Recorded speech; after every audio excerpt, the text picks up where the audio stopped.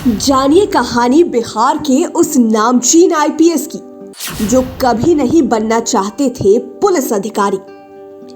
Rifle उठाने में दुख जाता था कंधा। मात्र एक सही जवाब देकर पास किया था यूपीएससी इंटरव्यू। आईपीएस की ट्रेनिंग से पोस्टिंग तक अजब गजब है किस्से, पर जब काम करने लगे तो कर दिया कमाल। अपराधियों का करने लगे सफाया। हनुमान जी के हैं परम भक्त। अयोध्या राम मंदिर फैसले में इनकी लिखी किताब आई बहुत काम। अभी महावीर मंदिर की तमाम संस्थाओं के हैं करता धरता। जानिए सब कुछ पूर्व आईपीएस किशोर कुणाल के बारे में। कहानी जिंदगी की में गरिमा भारती के साथ। नमस्कार, आप लाइव सिटीज देख रहे हैं। मैं हूं गरिमा भारती। कहानी जिंदगी की के इस खास एपिसोड में हम आपको उस शख्सियत से मिलवाने जा रहे हैं जिनका नाम ही उनका संपूर्ण परिचय है। महावीर मंदिर पटना के सचिव, महावीर अस्पतालों के कर्ता धर्ता और बहुचर्चित आईपीएस अधिकारी रहे आचार्य किशोर कुणाल हमारे साथ हैं। आइए उनका स्वागत करते हैं। सर, आपका लाइव सिटीज में बहुत बहुत स्वागत है। धन्यवाद। जैसा कि हम कहानी जिंदगी की के बारे में बात कर रहे हैं, हालांकि अब आपने अपनी किताब दमन तक्षकों का में सब कुछ खोल कर रख दिया है, सब कुछ बताया है, लेकिन हम चाहेंगे कि आपके मुंह से दर्शक जाने कि आपकी ज़िंदगी की कहानी कैसी रही। तो हम चाहेंगे कि शुरुआत हम बचपन से ही करें। आपका बचपन कैसे बीता, पढ़ाई लिखाई और फिर आईपीएस बनने तक का सफ़र। ऐसा कि मेरा जन्म मुजफ्फरपुर ज़िले के बुर्राज गांव में हुआ था 1950 ईस्वी में। जन्म तिथि में थोड़ा सा मतभेद अंतर इस अर्थ में है कि हॉरोस्कोप के अनुसार, जन्म कुंडली के अनुसार यह जन्म 12 जून 1950 को हुआ था, जबकि सर्टिफिकेट के अनुसार यह 10 अगस्त 1950 है। कारण यह है कि उन दिनों प्राइमरी स्कूल में जब जाते थे तो महीने का नाम बतलाया जाता था, किस महीने में जन्म हुआ। तो मेरा जन्म आषाढ़ शुक्ल पक्ष एकादशी के दिन हुआ, और आषाढ़ महीना भी मलमास का महीना था, तो शुक्ल पक्ष भी जो शुद्ध शुक्ल पक्ष था उसमें हुआ था, इसलिए थोड़ा सा परिवर्तन है। हम लोगों का परिवार मध्यम वर्ग परिवार था। कबीरदास जी ने जो कहा है, साईं इतना दीजिए जामे कुटुंब समाए, मैं भी भूखा ना रहूं साधु न भूखा जाए। तो ऐसी स्थिति हम लोगों के परिवार की थी। पिताजी मेरे बलरामपुर उत्तर प्रदेश में नौकरी करते थे, ईख फैक्ट्री में। चाचा जी घर पर रहते थे। खेती इतनी थी कि साल भर का भोजन चल जाता था। पिताजी जो कुछ पैसे भेजते थे उससे हम लोगों की पढ़ाई और बाकी संपन्नता थी। बचपन से मुझे ख्याल है कि मैंने पढ़ाई के अलावा कुछ दूसरा काम नहीं किया। खेलने भी मैं नहीं जाता था, खेलने में भी रुचि नहीं थी। एक बार मुझे ख्याल है कि हाई स्कूल में फुटबॉल खेलना कंपलसरी कर दिया गया, तो मैं उतना दौड़ भी नहीं सकता था। तो मैंने कहा कि मुझे रेफरी बना दीजिए, तो मुझे रेफरी का वो रोल मिला। हाई स्कूल में बहुत अच्छा रिजल्ट आया, स्कॉलरशिप मिला, लेकिन एक पेपर में 40 नंबर आ गए समाजशास्त्र में। शायद 60 भी आए होते तो मैं बिहार में प्रथम आता। फिर उसके बाद मैं प्री साइंस का विद्यार्थी था एलएस कॉलेज में, लेकिन उन दिनों मैं एलएस कॉलेज मुजफ्फरपुर में, लेकिन उन दिनों में राहुल सांकृत्यायन जी को पढ़ करके मैं मार्क्सवादी हो गया था, सिद्धांत में, किसी से पार्टी में नहीं। तो मुझे लगा, जब प्री साइंस में भी फर्स्ट डिवीज़न था, इतने अंक थे कि इंजीनियरिंग में एडमिशन हो जाता। उन दिनों इंजीनियरिंग की बहुत क्रेज़ थी, बहुत लोग, इंजीनियरिंग एक नंबर की नौकरी थी, सब चाहते थे कि इंजीनियर बने। दूसरे दिन मेरा नाम लिखाने वाला था, लेकिन मुझे दोपहर में लगा कि इंजीनियर बनकर क्या करूँगा, ज़िंदगी भर जरीब लेकर के नापी करनी होगी। इसलिए मैं बागी बन गया। हेडमास्टर साहब से 250 रुपये उधार लेकर के मैं वहाँ से चला, भाग कर आया पटना। हेडमास्टर साहब को बतला दिया था कि 2-3 घंटे तक किसी को बतलाइएगा नहीं, पूछने पर भी नहीं बतलाइएगा। जब मैं स्टीमर में बैठ जाऊँगा तब लोग मुझे पकड़ नहीं पाएंगे। तो ऐसा ही हुआ, स्टीमर पकड़ कर मैं इधर आया। पटने में एक भी व्यक्ति को मैं नहीं जानता था। तो किसी धर्मशाला में ठहरने के बाद दूसरे दिन मैं गया, पटना कॉलेज के प्रिंसिपल महेंद्र प्रताप साहब से मिला। पैलेस कॉलेज मुजफ्फरपुर के प्रिंसिपल थे, वहीं से आए थे। लेकिन पता चला कि एडमिशन यहाँ 4 महीने पहले समाप्त हो चुका है, एडमिशन नहीं होगा। फिर उनके सामने अपना दुखड़ा रोया कि नहीं आप एडमिशन लीजिएगा तो मुझे घर वाले फिर इंजीनियरिंग में भेज देंगे। तो उनको दया आई और मेरा नामांकन हो गया पटना कॉलेज BA पार्ट 1 में। फिर जैक्सन हॉस्टल भी मिल गया और 3 साल में जैक्सन हॉस्टल में रहा। और जो कुछ पढ़ाई जो मेरी बुनियाद बनी वो जैक्सन हॉस्टल की पढ़ाई, हाई स्कूल में भी पढ़ा था, लेकिन यहाँ मैं करीब करीब एक पुस्तक प्रतिदिन पढ़ता था। और मेरी एक शैली थी जो बहुत कम छात्र अपनाते हैं, उन दिनों भी कम छात्र अपनाते थे। कल जो पढ़ाई होने वाली है वो मैं पढ़कर जाता था और मैं सबसे पिछली पंक्ति में बैठता था। जब कोई प्रश्न होता था तो मैं चुप रहता था, कोई दूसरा जवाब दे दे। जब कोई नहीं जवाब देता था तो या तो अध्यापक पूछते थे मुझसे या मैं खड़ा होकर के बोलता था कि यह जवाब है। तो इसका कारण ये था कि मैं पढ़कर जाता था। तो यह शैली खास करके आर्ट्स स्टूडेंट के लिए बहुत अच्छी शैली है, उनको पढ़कर जाना चाहिए। आपने कौन सा विषय चुना था? मैं BA पार्ट 1 में हिस्ट्री, पॉलिटिकल साइंस और संस्कृत, अंग्रेजी हिंदी ये दोनों कंपलसरी थे। और ऑनर्स BA पार्ट 1 में मैं आया था अक्टूबर में, मार्च में परीक्षा हुई तो मैंने BA पार्ट 1 का रिकॉर्ड ब्रेक किया। जब मैं साइंस छोड़ करके इंजीनियरिंग छोड़ कर आया, सब कहते थे कि इसकी बुद्धि भ्रष्ट हो गई, बुद्धि भ्रष्ट हो गई। लेकिन जब BA पार्ट 1 में रिकॉर्ड ब्रेक किया तो लोग कहने लगे कि नहीं इधर भी अच्छा कर सकता है। ऑनर्स में भी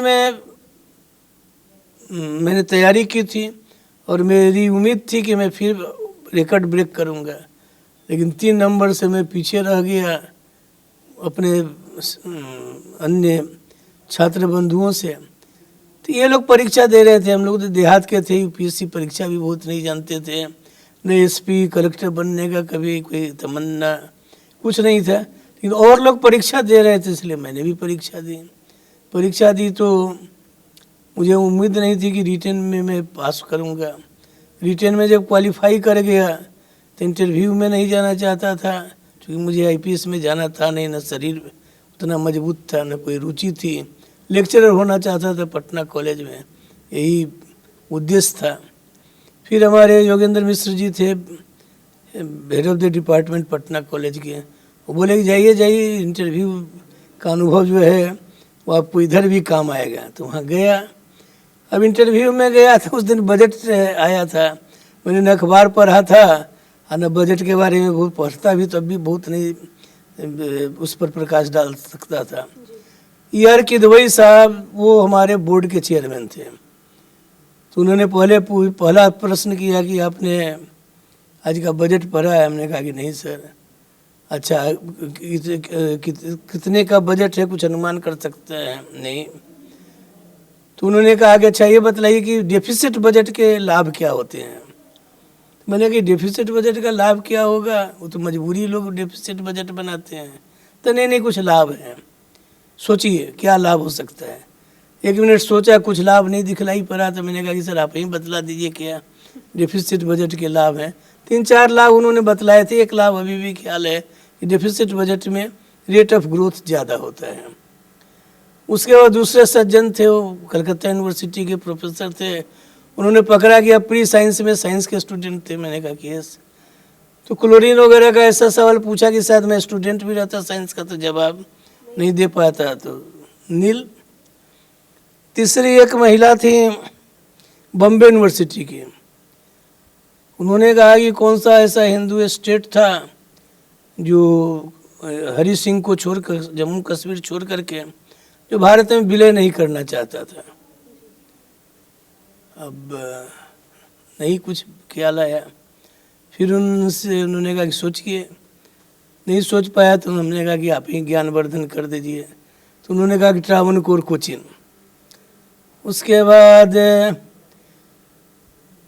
MK सिन्हा साहब थे, बिहार के थे, IP अफसर थे, बहुत नामी अफसर थे, वो पुलिस के एक्सपर्ट थे। मैं उनको जानता नहीं था, वे भी मुझे नहीं जानते थे। उन्होंने पूछा कि आप आए हैं, आपने आईपीएस की परीक्षा दी है 20 केवल इसलिए कि 20 साल आपकी नौकरी थी, उम्र थी।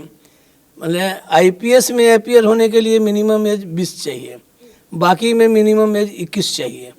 तो मेरी उम्र 20 थी, इसलिए मैं केवल आईपीएस ही भर सकता था। यदि 21 रहती तो मैं आईपीएस भरता भी नहीं।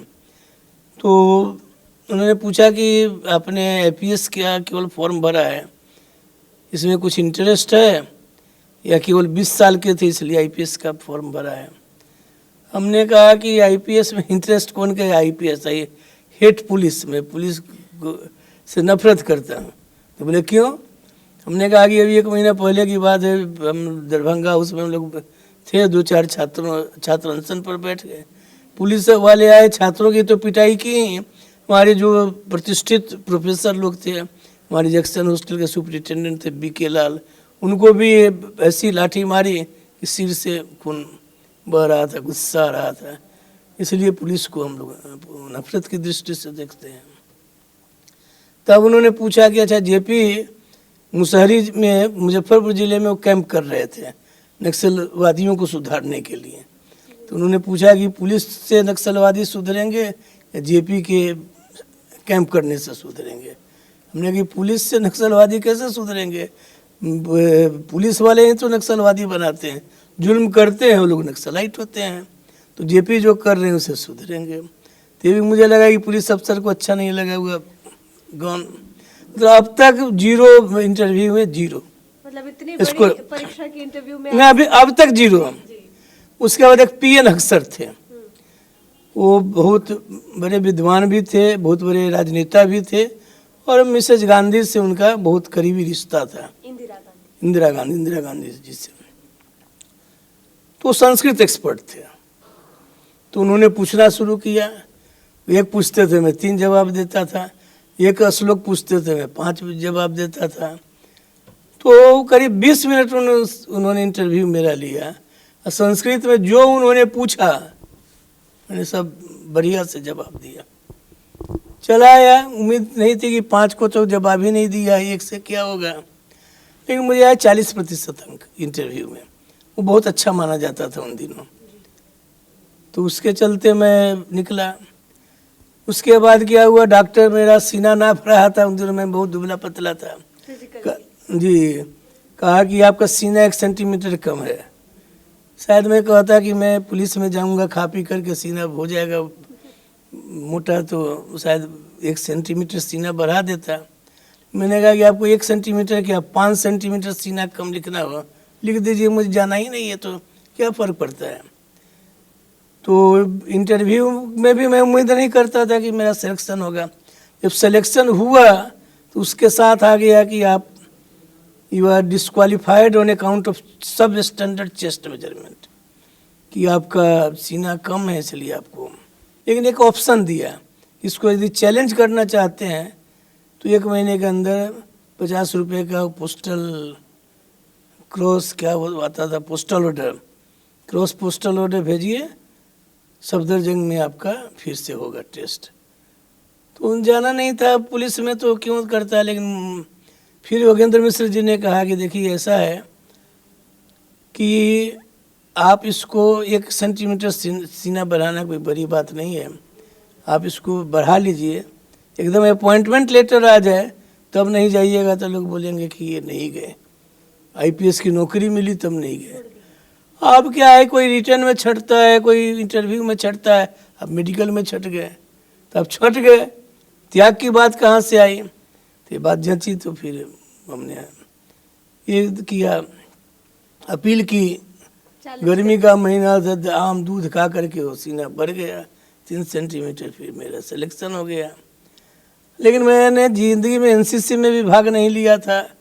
अब सुबह 4 या 5 बजे जाड़े के महीने में माउंट आबू में ट्रेनिंग होती थी। अब समझ लीजिए 5 बजे जा कर के राइफल ही कंधे पर लगता था कि भारी है, उठाना ही मुश्किल है। अब परेड होती थी 2 घंटे, तो मुझे लगता था कि कौन पाप किया, पिछले जन्म में की है, पुलिस की आईपीएस की नौकरी हुई। तो परेड वरेड में कुछ नहीं रुचि थी, लेकिन कभी कभी ख़राब चीज़ भी वरदान हो जाती है। मुझे बुखार लगा, अस्पताल में वही गया, टेस्ट हुआ तो निकला जॉन्डिस। तो मैं नहीं जानता था, जॉन्डिस में निकला तो हुआ कि अब आप घर भेजे जाइएगा, 8 सप्ताह की छुट्टी आपको दी जाती है, अब 8 सप्ताह के बाद आइएगा। तो हमने कहा कि भगवान ने मेरी प्रार्थना सुन ली, इस कष्ट से मुझे मुक्ति मिल गई। 8 सप्ताह के बाद गया तो जाते समय वो एक डॉक्टर थे, बंगाल के रहने वाले थे, वो तांत्रिक थे, उनको तंत्र पर एक किताब नहीं मिलती थी। तो उन्होंने कहा कि आप संस्कृत के विद्यार्थी थे? मैंने कहा कि हाँ। तो किताब मुझे निकाल कहीं से एक किताब कहीं से मिल सकती है? मैंने कहा जरूर, बनारस जा कर के मैं आपको किताब। तो किताब लेकर के मैं गया, डॉक्टर साहब बड़े प्रसन्न हुए। तो उसके बाद भी जितना एग्जामिनेशन चाहिए था वो दे देते थे। फिर मैं आईपीएस की परीक्षा में रिटन में क्वालिफाई किया, तो वो इंटरव्यू में गया, फिर लौट कर आया, फिर एक बार छुट्टी में भागा तो 1 महीने तक रहा। फिर उसके बाद अंतिम जो फिर यूपीएससी की परीक्षा का फॉर्म भरा तो उसमें 40 दिन गायब रहा। तो लौट कर गया तो परीक्षा शुरू होने वाली थी दूसरे दिन से, कुछ आउटडोर की परीक्षा खत्म हो गई थी। उसी साल ऑब्जेक्टिव टाइप क्वेश्चन आए। ये ऑब्जेक्टिव टाइप क्वेश्चन नहीं आते तो मैं एकदम पास ही नहीं करता। ऑब्जेक्टिव टाइप में यस नो लगा करके मैं टिक लगाना, उसमें मैं पास कर गया। और इसमें इंटरव्यू में आउटडोर में भी कुछ में पास किया, कुछ में दया लोगों को आई कि बहुत दिन गायब था, कमज़ोर है, कुछ में पास कर दिया। और 1-2 में जिसमें पास नहीं हुआ वो अहमदाबाद में जा कर के 1 साल का मोहलत देते हैं, वहाँ से पास किया या पास करा दिया गया। तो मुझे काडर मिला था गुजरात मेहसाना में, जहाँ के प्रधानमंत्री जी रहने वाले हैं, वहाँ मेरा प्रोबेशनर पीरियड 1 साल रहा। उसके बाद आनंद जहाँ ये अमूल बनता है वहाँ मैं एएसपी था। तो असली काम मैंने प्रारंभ किया आनंद से। तो आनंद की मैंने गाथा लिखी है, कैसे लोग लाखों रुपया लेकर आए थे, मैंने ठुकराया, उन लोगों की पिटाई उठाई करके सबको जेल वेल भेजा। तो वहाँ रहने के बाद फिर मैं उसी ज़िले में एसपी हुआ, फिर अहमदाबाद का डीसीपी बना। जब मैं आनंद में एसपी था तो आप पूछेंगे कि बिहार में कैसे आया, तो खेल खेल में आ गया। उसमें भी मैं छुट्टी में आया था। जिस दिन छुट्टी मेरी प्रारंभ होने वाली थी कल से, तो 2:10 का हम लोग समाचार सुनते थे रेडियो में। उन दिनों तो टीवी वगैरह था नहीं था। 2:10 का समाचार सुना था, मालूम हुआ कि इमरजेंसी ख़त्म हो गई, चुनाव की घोषणा हो गई। तो श्रीमती जी को कही जल्दी जल्दी स्टेशन चलिए, नहीं तो फ़ोन आ जाएगा कि छुट्टी कैंसिल। एक बार स्टेशन चले जाएंगे तो खोजते रह जाएंगे। आए स्टेशन, फिर 1 महीने के बाद लौट कर गए तो बाबू भाई जसभाई पटेल थे जो बाद में चीफ मिनिस्टर हुए, उस समय नहीं थे। एक पोपट भाई व्यास थे, वो होम मिनिस्टर बने। 3 लोगों ने पूछा चुनाव के पहले कि आप बिहार से आ रहे हैं, चुनाव की क्या स्थिति है। तो हमने कह दिया कि कलकत्ता से लेकर के दिल्ली तक कांग्रेस को 1 सीट नहीं मिलेगी। तो बोले ऐसा कैसे कह रहे हैं, इंदिरा गांधी खड़ी हैं, संजय गांधी खड़े हैं। हमने कहा कि सब हार जाएंगे, ऐसे ही कह दिया। मैंने कोई जब चुनाव खत्म हो गया तो सचमुच ये दोनों हार गए, इंदिरा गांधी संजय गांधी। चुनाव के 2-4 दिन पहले लगता था कि ये हार सकते हैं, लेकिन ये 20 दिन पहले कोई नहीं, कल्पना भी नहीं कर सकता था कि इंदिरा गांधी हार सकती हैं, संजय गांधी हार सकते हैं। तो मुझे बाबू भाई जसभाई पटेल ने फ़ोन किया, अरे आप कितने बड़े ज्योतिषी हैं कि जब देश कल्पना नहीं कर सकता था आपने बतला दिया था कि। फिर यहीं की सरकार बनी, बाबू भाई जसभाई पटेल पर मुख्यमंत्री हुए, पोपट भाई बने। मैं जितना कहता था कि मैं ज्योतिष कुछ नहीं जानता हूँ, वो कहते थे कि नहीं, संत लोग जो बड़ा संत होता है अपने को संत नहीं कहता, अब बड़े ज्योतिषी हैं। अब पकड़ते थे कि संस्कृत के विद्यार्थी थे और संस्कृत भी आपने रखा था यूपीएससी में, तो पकड़ते थे। तो नहीं, तो क्या इनाम चाहिए, हम लोग इनाम देना चाहते हैं। अब तो पुलिस में तो राज पंडित बना देते हैं। हमने कहा इनाम क्या दीजिएगा, मैं आनंद में हूँ, बहुत नाराज होइएगा तो 50-100 किलोमीटर बिहार की ओर ट्रांसफ़र कीजिएगा, खुश होइएगा तब, नाराज होइएगा तो 500 किलोमीटर कच्छ में कीजिएगा। तो मरे हुए पर 100 मन मिट्टी, 1000 मन मिट्टी में कोई फर्क नहीं पड़ता है। तो मैं इनकार करता रहा। फिर एक बार यहाँ छुट्टी में आया, कर्पूरी ठाकुर जी से मुलाकात हुई। बोले कुणाल जी कहाँ हैं? जब हम लोग छात्र जीवन में थे तो उनसे कई एक बार मुलाकात हुई। कहाँ है आजकल? मैंने अभी गुजरात में है। अरे आप लोगों को यहाँ रहना चाहिए, गुजरात में क्यों हैं? सो हम लोग आपके लिए कोशिश करेंगे। हमने कहा अच्छा ठीक है। हमारे मुख्यमंत्री वहाँ कहते हैं बाबू भाई जसभाई पटेल इनाम क्या चाहिए, तो इस बार मैं इनाम में वही मांगूंगा। तो अगली बार पूछा कि इनाम आपने कुछ लिया नहीं, तो हमने कहा कि इनाम में मेरा नाम भेज दीजिए, वहाँ कर्पूरी जी की सरकार है। तो वहाँ उन्होंने भेजा, यहाँ आया तो कर्पूरी जी ने स्वीकार कर लिया, तो मैं आया।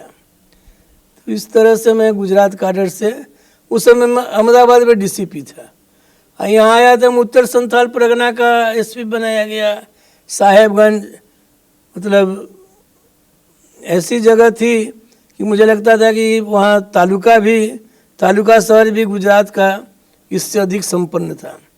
फिर भी वहाँ काम किया, तो वहाँ मैं प्रसन्न नहीं था, ठीक ही था। फिर चुनाव आने वाला था तो गोटी बैठी, तो मुझे पहले बीएमपी देवघर में किया गया। मैं प्रसन्न था कि बाबा का बहुत वैद्यनाथ धाम की पूजा अर्चना करूँगा। फिर वहाँ से मालूम हुआ कि नहीं समस्तीपुर हो गया, फिर मालूम हुआ सीतामढ़ी हो गया। मतलब कागज़ पर रोज़ बदलता चुनाव के चलते। वहाँ के जो स्थानीय नेता थे नहीं। अंत में मैं भटकता रोहतास में मैं लैंड किया। तो रोहतास में मैंने काम किया, बल्कि असली पुलिसिंग जो है, पुलिस का असली काम मैंने रोहतास में किया।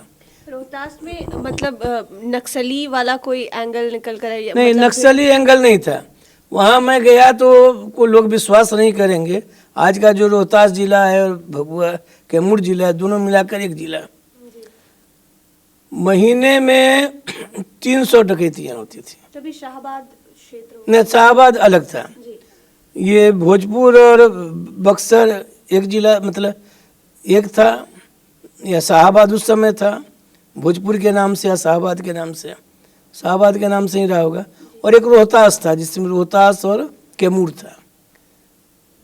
और बहुत बड़े बड़े डकैतों के गिरोह हुआ करते थे, तो रोज़ डाका डालना। और जब मैं पहला केस सुपरवाइज करने गया था, तो इस घर में डकैती हो रही है और बगल के घर में बीएमपी का रेपुटेशन था। ये लोग मदद मांगने गए, तो बीएमपी के जवानों ने कहा कि नहीं, मेरा रेपुटेशन यहाँ है, हम यहाँ नहीं मदद करेंगे। फिर आग्रह किया तो डांट दिया, कहा कि एक गोली का दाम 45 रुपया है। तो हमने सबको एनर्जाइज किया, क्राइम डायरेक्टरी छपवाई, जितने क्रिमिनल थे खास करके डकैती, मर्डर और बलात्कार वाले, सबकी सूची बनवाई और सबको डिस्ट्रिक्ट जज, डिस्ट्रिक्ट मजिस्ट्रेट, सीआईडी सब जगह भेजा। अधिकारियों को कहा कि ये 3 प्रकार के जो अपराधी हैं, ये मारे जाते हैं तो मैं नहीं पूछूंगा कि कैसे मारे गए। और एक गुजरात से हम लोगों ने सीखा था डिक्वाय सिस्टम, अभी भी चलाएं तो अच्छा है।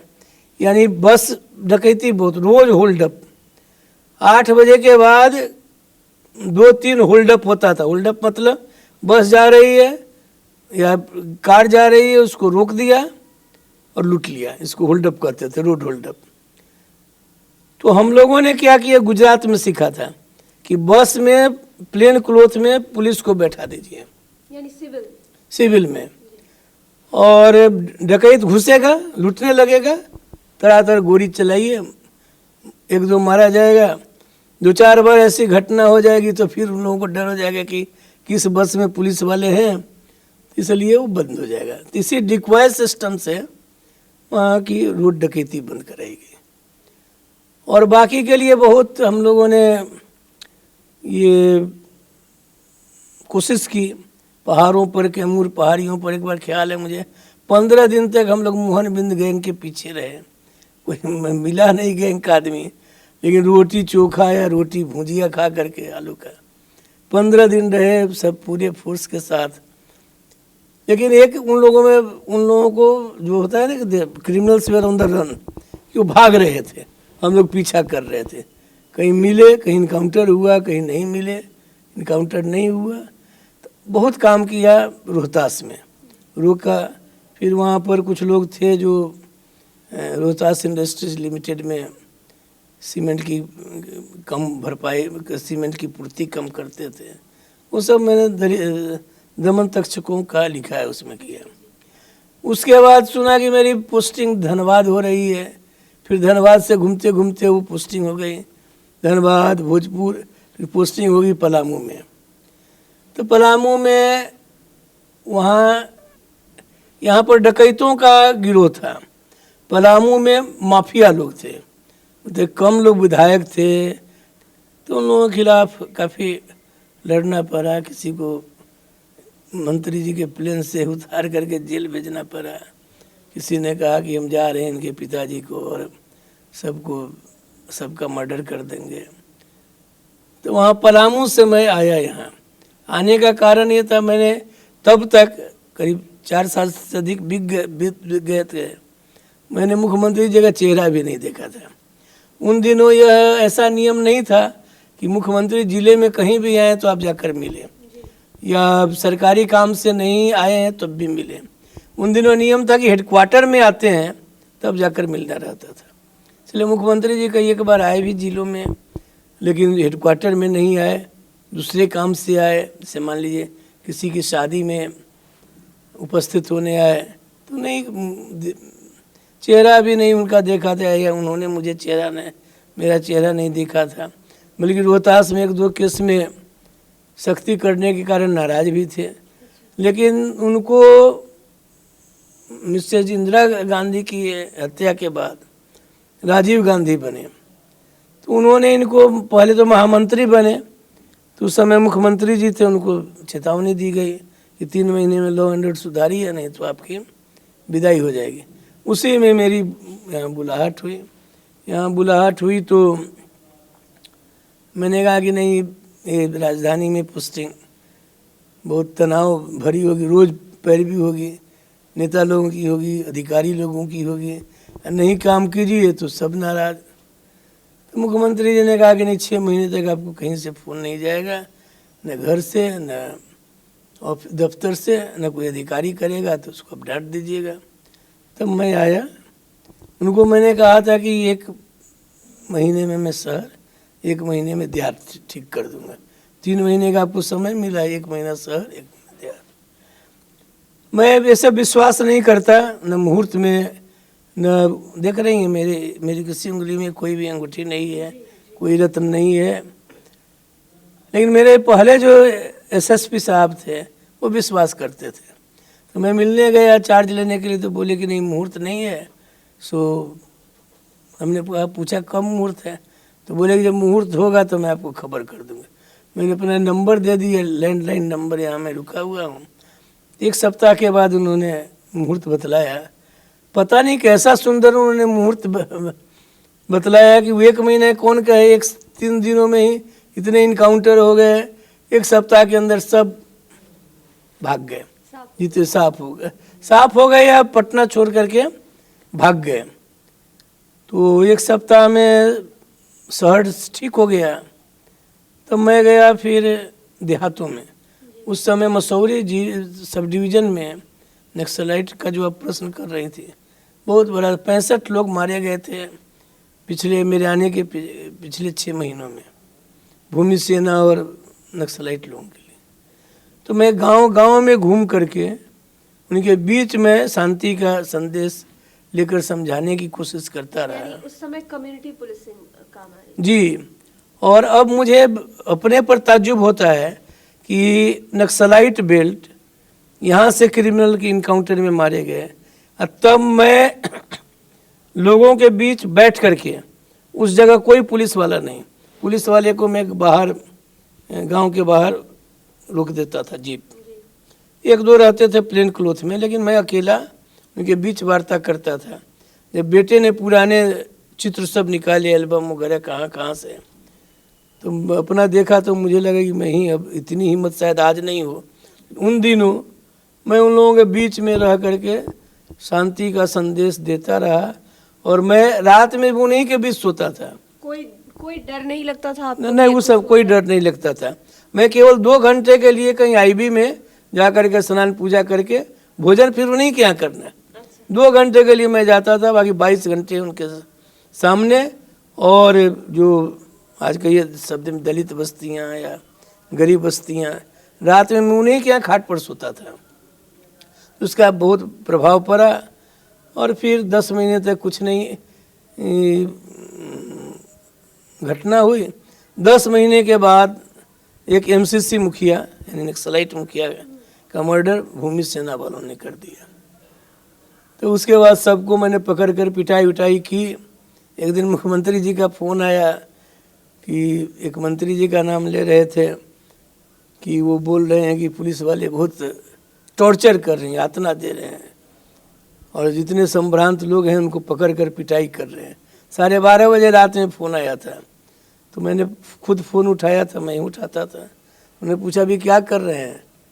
तो हमने कहा कि अभी जगे हुए हैं, क्या कर रहे हैं? हमने कहा कि अभी सबको पीट पाट कर आए हैं, तो चोट उससे उसको कम लगती है, मैं कमज़ोर हूँ, मुझे ही ज़्यादा चोट लगती है, सब उंगली फूल गई है, तो उसी को बर्फ़ लगा मालिश कर रहा हूँ।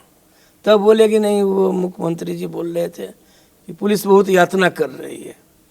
हमने कहा यातना नहीं कर रही है, पिटाई विटाई जरूर की है, लेकिन वो डराने के लिए की है। अब आपके पास 2 विकल्प हैं। 10 महीने के बाद एक घटना हुई है, तो हम पीट पाट करके नक्सलाइट लोगों के बीच विश्वास रखें कि पुलिस वाले कुछ कर रहे हैं, और नहीं तो फिर इसका बदला लेने के लिए नक्सलाइट लोग 1 का बदला 2 से करेंगे, फिर 4 से होगा और ये बढ़ता जाएगा। तो बोलेगा अच्छा ठीक है, आप जब, और ये भी बतला दिया कि जिसको मैं पीट कर आता हूँ उसको फिर दूसरे पुलिस वाले नहीं पीटते हैं, कि ज़्यादा पिटाई हो जाएगी, मर जाएगा तो हम भी उसमें मुदाला हो जाएंगे। तो अभी इत्मीनान रखिए, सबको भोजन वोजन करा करके और उनको निर्देश दे कर कि कोई नहीं पीटेगा। और यातना नहीं है, थोड़ी बहुत पिटाई जरूर हुई है, उसको कुछ जानकारी लेने के लिए। तो बोलेगा अच्छा कल आइए मिलिए। बस 12:30 बजे तो मैं गया। तो बोले कि नहीं, आप दोनों विकल्प उनको बतलाया। तो बोलेगा अच्छा ठीक है, जो आप कर रहे हैं ठीक है। तो इस तरह से मैं यहाँ पर रहा। यह काम तो मैंने इधर भी किया, लेकिन मेरे संदेशवाहक बहुत लोग बने। जैसे रिक्शा वाले, उन लोगों ने वो बत्ती लगाना शुरू किया, कोई बैठता था समय होने पर। ये टेम्पो वाले हैं, 2-4 से अधिक बैठाते नहीं थे कि 100 रुपया भी दीजिए तब भी नहीं बैठाएंगे। ये सिनेमा हॉल में काला बाजारी बंद हो गई थी, परीक्षा में चोरी बंद हो गई थी। मतलब जिस तरह का एक तरह से खौफ था, यानी सीएम को जो चैलेंज मिला था 3 महीने वाला, वो आपने ना, मैं वो तो 2 महीने में कर दिया था, जिन कर दिया। और बाद में भी जब मैं करीब 16 महीने रहा, वह स्थिति बनी रही। और बनी रही क्या, वो एक मैं वेतन रखता था। रोहतास में क्राइम कंट्रोल हुआ इनकाउंटर से, अपराधियों को मतलब आमने सामने इनकाउंटर में मार करके। ये पलामू में कंट्रोल हुआ माफिया लोगों को पकड़ करके और उनको जेल भेज करके, उनको प्रताड़ित करके उनको हुआ। एक को तो हमने पब्लिक के मतलब इस पर पब्लिक मारना चाहती थी, मैं बचाना चाहता था, तंत्र में समझौता हुआ, इसको घोड़े से बांध कर थोड़ा दौड़ाइए। तो यहाँ पर एक बेटन से मैंने ठीक किया, जो अब रंगदार था, नाम करीब करीब मालूम था। उस इलाके में गया, परिचय उसने दिया, उसको 5 वेतन लगा दिया। बस वो अब रंगदार अपने इलाके में पिटा जाए तो फिर वो बहुत दिनों तक वो बेइज्जत, वो फिर निकलता नहीं था। तो ये यहाँ पर हमने वेतन के बल पर क्राइम कंट्रोल किया। हर जगह अलग अलग तरकीब अलग अलग तरकीब जैसा जैसा है।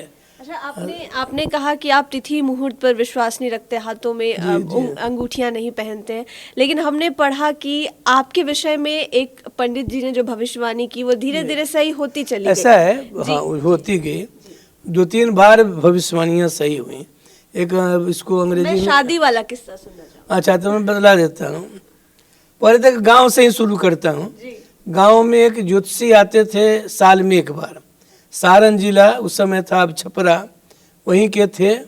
हाथ देखते थे, हाथ में तो और मैं विश्वास नहीं करता, देखते थे और बोलते थे, वो जो अपनी उस समय की भाषा थी कि बच्चे की बाहर की रोटी होगी, मतलब घर नहीं रहेगा, नौकरी होगी। दूसरा बोलते थे कि ये मेरे पढ़ने में तेज होगा, नौकरी होगी। और एक बोलते थे कि इसको पुलिस या फौज की नौकरी होगी। बड़ा विचित्र लगता था कि जो नहीं चाहते वही। हाँ नहीं तो हाँ, एक देहात में भी एक ज्योतिषी आते थे साल में एक बार, वो हाथ देख करके ये सब बातें बतलाते थे। हमारे एक मित्र थे कौशल किशोर शर्मा जी, बेगूसराय के रहने वाले थे। किट्टू बाबू उनका, मिश्रा जी नाम है, मैंने पुस्तक में लिखा। उनके बेटे ने मुझे बतलाया कि उनका नाम अभी मैं भूल रहा हूँ, लेकिन वो किट्टू बाबू के नाम से प्रसिद्ध थे। तो बराबर बोलते थे कि आप उनसे हाथ दिखलाइए, हॉरोस्कोप दिखलाइए। तो चूँकि मैं विश्वास नहीं करता था तो मैं नहीं कभी गया उनसे मिलने, कभी अपना नहीं दिखलाया। तब उनको बहुत उनके सुझाव आग्रह करने पर हमने कहा कि ऐसा है, हॉरोस्कोप ले जाइए, 3 बात पूछ कर आइएगा। एक, मैं उस समय ऑनर्स का विद्यार्थी था, कि मैं इस बार भी BA पार्ट 1 की तरह रिकॉर्ड ब्रेक करूंगा कि नहीं। दूसरा हमने पूछा कि यह नौकरी मुझे क्या होगी, मैं लेक्चरर होना चाहता हूँ पटना यूनिवर्सिटी में, क्या बनूंगा? हाँ मैं लेक्चरर होना चाहता हूँ, बनूंगा कि नहीं। अच्छा। वो क्या होऊंगा नहीं, अपना उद्देश्य यह निर्धारित था, मैं पटना कॉलेज में लेक्चरर बनना चाहता हूँ, बनूंगा कि नहीं। और तीसरा उन दिनों था कि मैं जीवनदानी जैसे होते थे सब, स्वयं सेवक सेवा भाव से लोग जीवन दान कर देते थे, शादी विवाह नहीं करते थे। तो मैं यह जीवनदानी बनना चाहता हूँ, शादी नहीं करना चाहता हूँ। इच्छा नहीं थी कि आप शादी? नहीं, मैं उस समय से बचपन से गांधी जी और सब करके उस था कि मैं जीवन दान में, समाज सेवा में अपना समय दूंगा। तो पहला आया कि रिकॉर्ड ब्रेक करना तो दूर की बात है, ऑनर्स में इनका रिजल्ट भी बहुत अच्छा नहीं होगा। मुझे बेकार लगा कि इतना से इतनी तैयारी है, अब ये रिकॉर्ड ब्रेक नहीं करूँगा तो रिजल्ट कैसे खराब हो जाएगा। दूसरा वो बोले कि नहीं, इसको आर्मी अब पुलिस की नौकरी होगी, लेक्चरर नहीं होगा। और तीसरा आया कि नहीं, ये विवाह जरूर करेगा, विवाह नहीं करेगा तो घोर चरित्रहीन होगा, लिखा हुआ है। 3 आया तो सचमुच रिकॉर्ड ब्रेक नहीं हुआ और रिजल्ट भी अच्छा नहीं हुआ, मैं चौथा हो गया। दूसरी बात कि जब पुलिस में चला गया तब मुझे लगा कि 2 भविष्यवाणियाँ सही हो गई, तो तीसरी भविष्यवाणी भी कहीं सही नहीं हो जाए, तो मैं खतरनाक थी, इसलिए मैं झुक गया और मैंने फिर विवाह कर लिया। आपको खुद नहीं पता था कि आपको तिलक के लिए बुलाया गया है? हाँ, वो नहीं, ऐसा हुआ कि ऐसा है कि जब विवाह भी तय हुआ उस समय मैं प्रोफेशनल था। एक होता है ना कि कहीं पोस्टिंग हो गई, उम्र भी मेरी 23-24 साल थी। प्रोफेशन के बाद उस समय मैंने तय भी नहीं किया था कि विवाह करना है कि नहीं करना है। और जो लोग जाते थे मैं उनको शिष्टतापूर्वक डांट करके भगा दिया करता था। जब मैं एक एकेडमी में था ना, नेशनल पुलिस एकेडमी में, वहाँ से लेकर के जूनागढ़ पुलिस एकेडमी तक लोग गए, सबको डांट करके भगा दिया। और पता चला कि मेरा फलदान हो गया, तिलक हो गया, शादी का डेट तय हो गया, और वो भी पासिंग आउट परेड। जूनागढ़ में स्टेट जो ट्रेनिंग होती है, वो पासिंग आउट परेड के 4-5 दिन पहले या 1 सप्ताह पहले बहुत लोगों ने मुझे, जितने मेरे मित्र थे, कौशल जी से लेकर के बहुत इन लोगों ने, उन दिनों तो मोबाइल होता नहीं था, पत्र लिखना, लैंडलाइन से फ़ोन करके समझाना। तो मैं अपनी ओर से तो पिताजी वगैरह पर गुस्सा था ही कि बगैर पूछे हुए लेकिन अंत में हमने सोचा, इन लोगों ने भी तर्क दिया, कौशल जी वगैरह की नहीं शादी होगी तो लड़की का भविष्य खराब हो जाएगा, लोग समझेंगे कि क्यों शादी नहीं हुई, हाँ तो इस सवाल उठेगा। इसलिए इस तर्क पर मैं आया, विवाह हुआ और मुझे जाना था, फिर पासिंग आउट परेड बाकी थी, यहाँ से प्लेन वेलेन का टिकट बन करके रखा हुआ था, लेकिन मैं थोड़ा क्रोधी व्यक्ति हूँ, सूरत मैं क्रोध में मैंने वो सब टिकट लौटाया। मैं ट्रेन से स्लीपर क्लास में यहाँ से जूनागढ़, अहमदाबाद, जूनागढ़ सब गया और कल होकर पासिंग आउट परेड है, आज मैं पहुँचा। तो मैं डरा हुआ था, मैं परेड वरेड में बहुत कमज़ोर था कि परेड में फिर पोल खुल जाएगी, इसको कुछ नहीं आता है। गया तो पासिंग आउट होने वाली थी 1 दिन पहले, तो मैं पहुंचा रात में, तो मैं बहुत प्रसन्न था कि पासिंग आउट परेड के बाद मैं पहुंच रहा हूं, लेकिन मालूम हुआ कि नहीं, पासिंग आउट परेड कल है। तो माथा ठनका, लेकिन मेरे बैचमेट लोगों ने बताया कि ये प्रिंसिपल जो है आईपीएस के विरोधी हैं, अपने स्टेट सर्विस के थे, इसलिए इन्होंने क्या किया है, आईपीएस को अपमानित करने के लिए कहा है कि आप दर्शक बनकर बैठिएगा और जो स्टेट पुलिस वाले हैं उनको परेड कमांड के लिए। नहीं, हनुमान जी ने बड़ी रक्षा की। हर बार आपके साथ ऐसा ही कुछ ना कुछ होता है। वो लिखा है, हमने किताब में लिखा है और बहुत ईमानदारी से, साफगोई से लिखा है कि मैं कैसे राइटर साहब के डर से मैं था, बच गया। फिर मैंने लिखा है कि वो बकरे की माँ कब तक खैर मनाएगी, लेकिन वो बकरे की माँ खैर मनाती रही।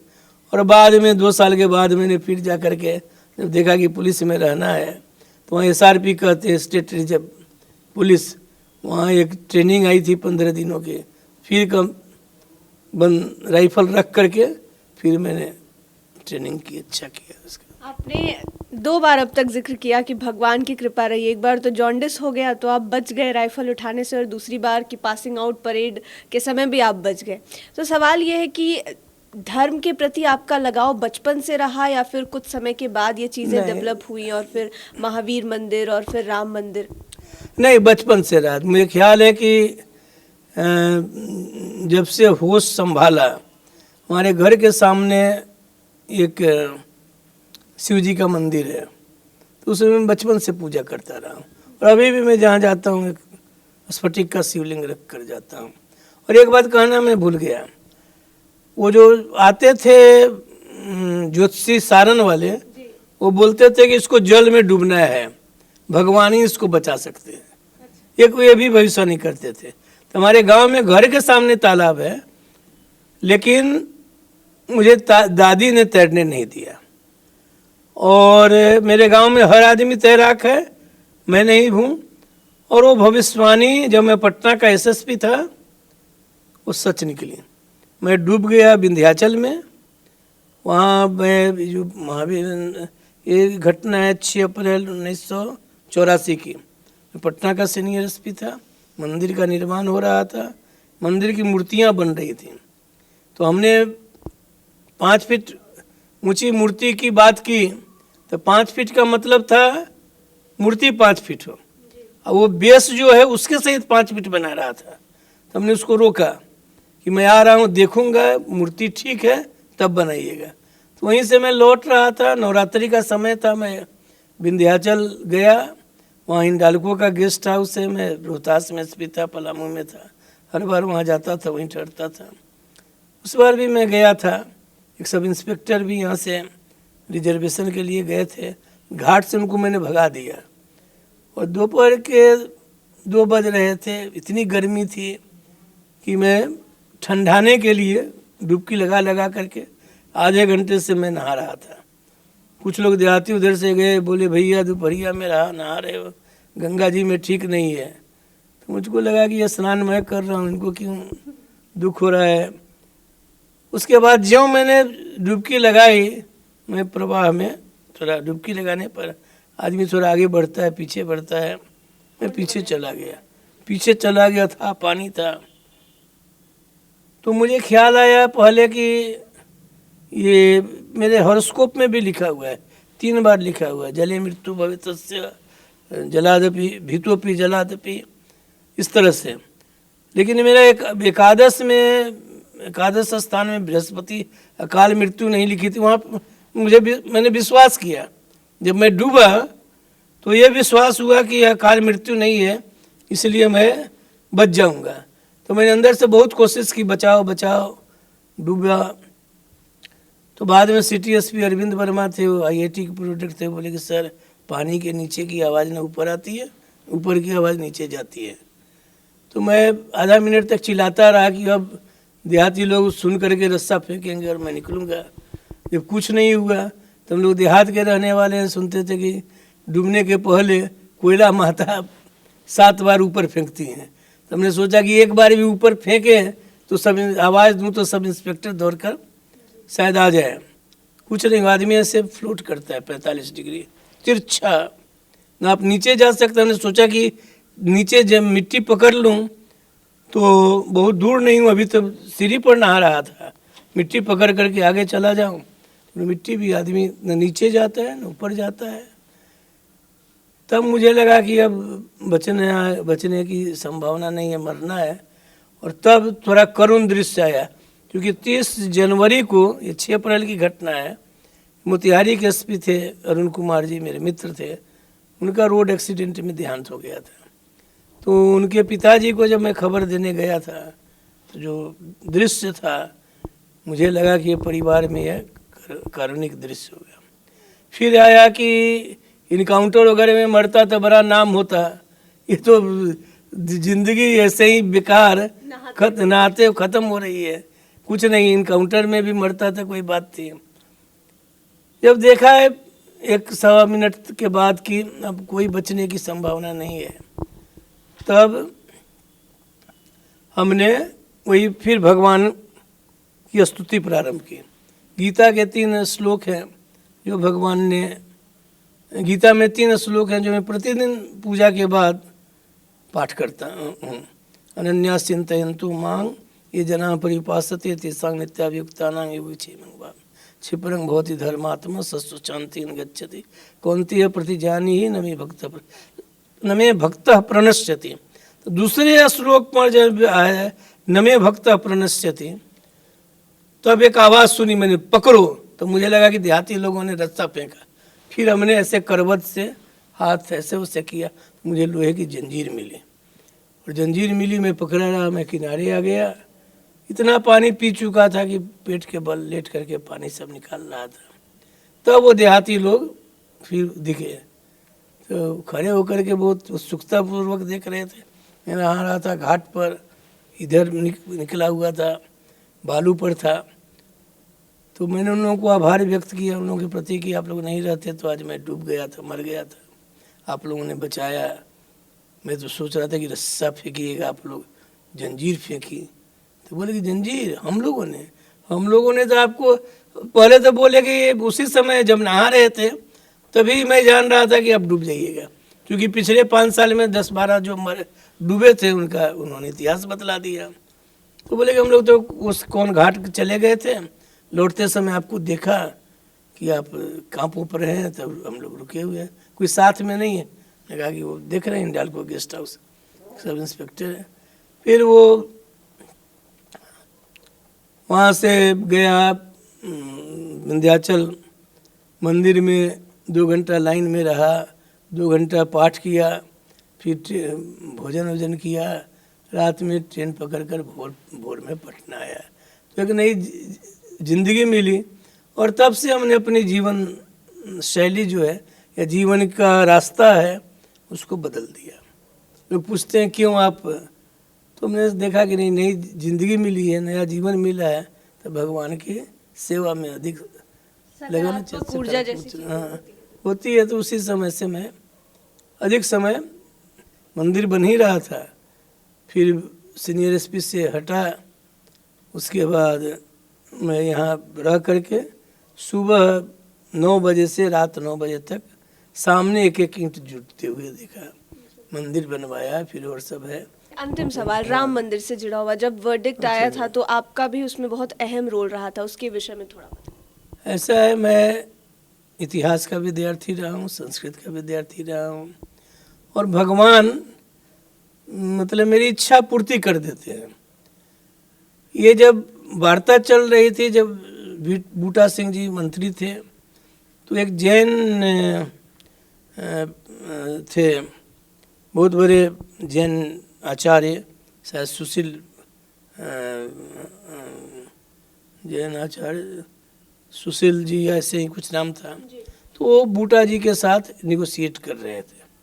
तो मैंने बूटा सिंह जी को भी पत्र लिखा, उनको भी लिखा कि मैं भी इसमें कुछ सुझाव देना चाहता हूँ, लेकिन मुझे किसी ने महत्व दिया नहीं, एक पत्र का जवाब नहीं आया। लेकिन जैसा हमने कहा ना कि भगवान सुनते हैं मेरी बात। जब विश्वनाथ प्रताप सिंह जी की सरकार बनी तो सुबोध कांत सहाय जी बने मंत्री, स्टेट होम मिनिस्टर, और वो देख रहे थे अयोध्या, तो एक शादी में आए हुए थे, तो मैं भी गया हुआ था, तो दोनों हम लोग अगल बगल बैठे। तो मैंने उनको कहा कि ऐसा है कि अयोध्या पर मुझे बहुत ज्ञान है, कुछ मैं आपको सुझाव दे सकता हूँ। मैंने कहा आजकल मैं स्टडी लीव में हूँ, पटने में हूँ। तो बोले कि मैं 8 दिनों के बाद फिर आ रहा हूँ, बीएसएफ प्लेन से आते जाते थे, सो स्टडी लीव में तो किसी से पूछना भी नहीं है, मेरे साथ चलिए, और होम मिनिस्ट्री में आपको हम एक पोस्ट दे देंगे, और जो करना है अयोध्या पर सब आप ही कीजिएगा। तो वही मुझे ले गए साथ में। अगली बार मुझे बजाप्ता ओएसडी अयोध्या बनाया गया, गुजरात सरकार को लिख दिया गया, वहीं से मुझे छुट्टी मिली थी। तो उन लोगों ने लिखा कि नहीं हमारे काडर का एक अफसर इतने बड़े काम में सुलझाने में लगा हुआ है, हम लोगों के लिए गौरव की बात है। तो मैंने सब कुछ कोशिश की। मैं शुरू से जानता था कि वहाँ पर राम मंदिर था। उन दिनों मार्क्सिस्ट इतिहासकारों की बड़ी तूती बोलती थी, उसमें बहुत कुछ बात बनी नहीं। मतलब मैं सबसे अधिक दोषी मार्क्सिस्ट इतिहासकारों को देता हूँ कि इन लोगों ने यदि बतला दिया होता उस समय कि यहाँ पर कोई मंदिर का प्रमाण है, तो शायद मुसलमानों का बहुत बड़ा वर्ग मान जाता कि हाँ ये सौंप देना चाहिए। इतना जी, तामझाम नहीं होता। मैं 3 प्रधानमंत्रियों के समय में रहा, विश्वनाथ प्रताप सिंह जी के, चंद्रशेखर जी के समय में, नरसिंहा राव जी के समय में। उसके बाद मैं सीएसएफ में आ गया, 9 साल इसमें रहा। अयोध्या पर मेरा रिसर्च चलता रहा। तो हमने अयोध्या पर 2 किताबें लिखी, अयोध्या रिविजिटेड, वो मैंने इतिहासकार के रूप में लिखी। और मार्क्सवादियों ने जो भ्रांति फैला रखी थी सबका जवाब दिया, और मार्क्सवादियों ने मेरी किताब के किसी पक्ष को मतलब गलत नहीं बतलाया। सबके पास मैंने भेजा था, जैसे प्रोफेसर इरफान हबीब साहब के पास भी भेजा था, उनकी कृपा पहले मुझ पर रहती थी।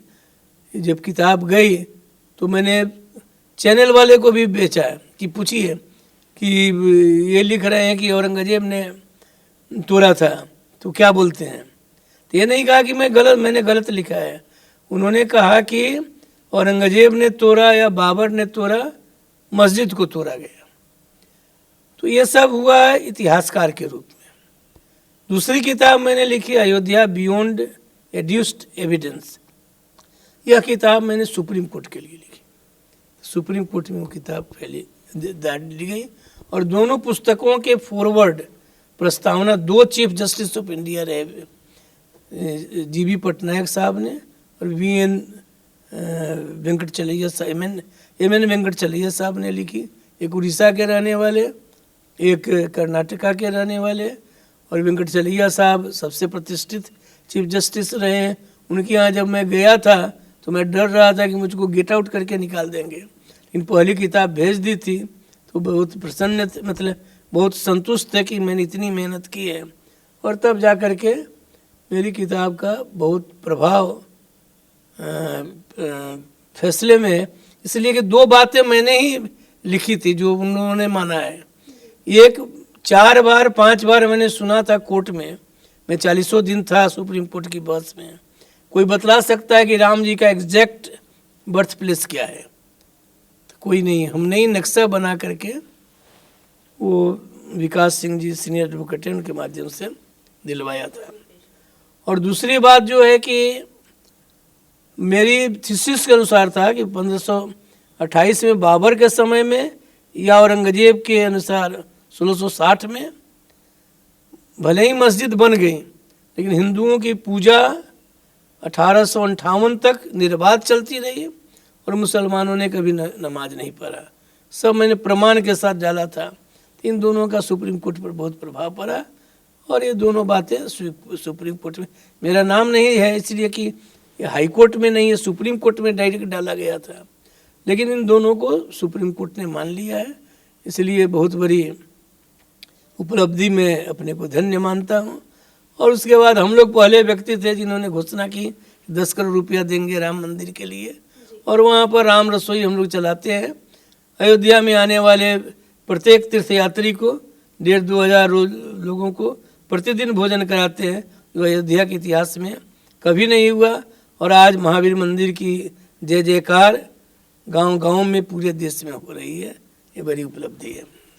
बहुत बहुत शुक्रिया हमारे साथ जुड़ने के लिए। और आपकी ज़िंदगी की कहानी काफ़ी रोचक है और अलग अलग जो आपने सुनाए हैं किस्से, वो बहुत लोगों को प्रेरणा देगी और बताएगी कि आखिरकार कैसे मुजफ्फरपुर के एक छोटे से गांव से आने वाला व्यक्ति आज किसी पहचान का मोहताज नहीं है। धन्यवाद, बहुत बहुत धन्यवाद।